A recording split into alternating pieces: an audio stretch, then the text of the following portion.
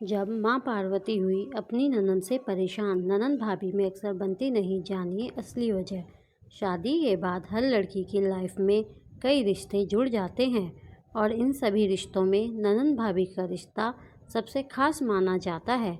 ननद भाभी के रिश्ते में ज़्यादातर किसी न किसी वजह से लड़ाई झगड़ा होता रहता है और अगर लड़ाई झगड़ा ना भी हो तो इन दोनों की आपस में बहुत कम बनती है। दरअसल इसके पीछे मधुश्रावणी की एक कथा मिलती है जिसकी वजह से ननद भाभी के बीच नोक झोंक के रिश्ते का आधार बताया जाता है। आइए जानते हैं इस कथा के बारे में।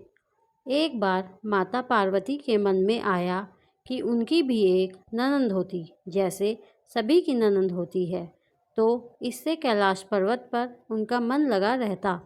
लेकिन भगवान शिव तो अजन्मे थे, उनका ना तो कोई माता पिता था और ना ही भाई बहन के होने का सवाल उठता। यह बात माता पार्वती अपने मन में रखकर बैठ गई, लेकिन भगवान शिव तो अंतर्यामी थे। उन्होंने माता पार्वती के मन की बात जान ली और अनजान बनकर बार बार पूछते रहे कि आखिर तुम्हारे मन में चल क्या रहा है, अगर कोई समस्या है तो बताओ। बार बार भगवान शिव के पूछे जाने पर माता पार्वती ने कह दिया कि काश जैसे सबकी ननद होती है वैसे मेरी भी ननद होती तो उनके साथ हंसी मजाक करती, जिससे उनका मन भी लगा रहता। भगवान शिव ने कहा कि ननद तो तुम्हारी आ जाएगी, लेकिन क्या तुम ननद के साथ रिश्ता निभा पाओगी? कहीं अगर दोनों के बीच नहीं बनी तो क्या होगा? पार्वती जी ने कहा कि आखिर ननद से मेरी क्यों नहीं बनेगी, मैं ननद भाभी के रिश्ते को अच्छे से निभा लूँगी। फिर क्या था, भगवान शिव ने अपनी माया से एक देवी को उत्पन्न कर दिया। भगवान शिव ने जिस देवी को उत्पन्न किया वह देखने में काफ़ी मोटी थी और उनके पैरों में बड़ी बड़ी मोटी दरारें थीं। भगवान शिव ने कहा कि यह तुम्हारी ननद है और इनका नाम असावरी देवी है। पार्वती जी अपनी ननद को देखकर बहुत खुश हुई और झटपट से अपनी ननद असावरी देवी की सेवा करने लग गई। असावरी देवी पहले स्नान करके आई और भोजन मांगने लगी। तभी पार्वती जी ने भोजन परोस दिया। देखते देखते असावरी देवी भंडार में जो भी था वह सब कुछ खा गई।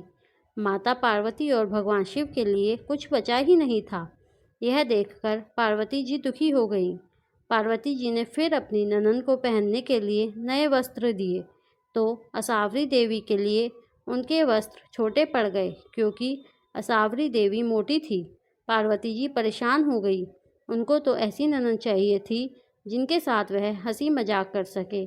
तभी उनकी ननद असावरी देवी को मजाक सूझा और उन्होंने पार्वती जी को अपने पैरों की दरार में छुपा लिया, जिससे उनका दम घुटने लगा।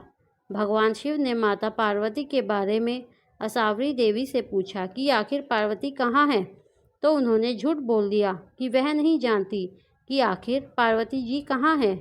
पार्वती जी चाहती तो आ जाती, लेकिन ननद की ठिठोली समझकर वह उन दरारों में बैठी रहीं।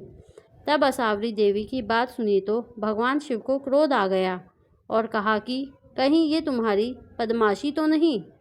तब असावरी देवी हंसने लगी और जमीन पर पाँव पटक दिया, जिसकी वजह से पैरों की दरारों में से पार्वती देवी बाहर निकल आई।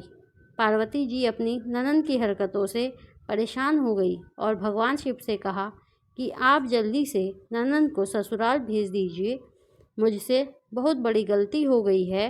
ननद की चाह रखकर भगवान शिव ने असावरी देवी को कैलाश से विदा कर दिया। भगवान शिव ने कहा कि पार्वती जी, यह तो मेरी माया थी, आप में संतुष्टि का भाव खत्म हो रहा था, जिसकी वजह से मैंने यह माया रची। लेकिन तभी से संसार में ननद भाभी के रिश्ते में नोक झोंक की परंपरा शुरू हो गई। धन्यवाद।